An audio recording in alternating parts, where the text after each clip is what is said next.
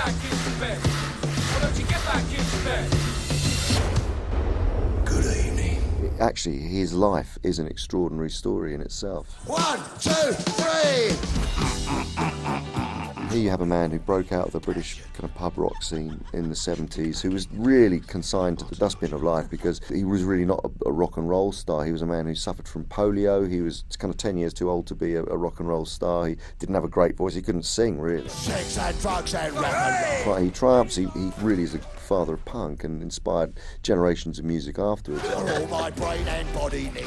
We thought, well, if we're going to do a story about him, who would be the best person to tell his story? Well, it would be Ian, because he would be totally irreverent about his own life and his own stories, and he would completely admit all the cock-ups that he'd made with his life and all the things that he probably regretted. 1, 2, 3.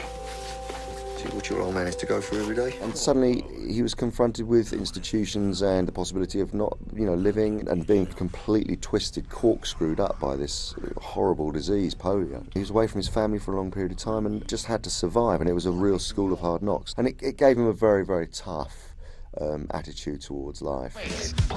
All of the songs I sung myself.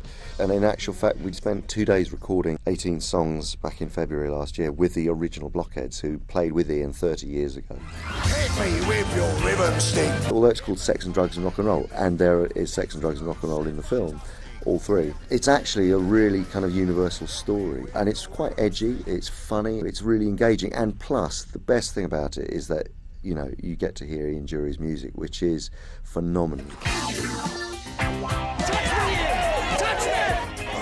Am I?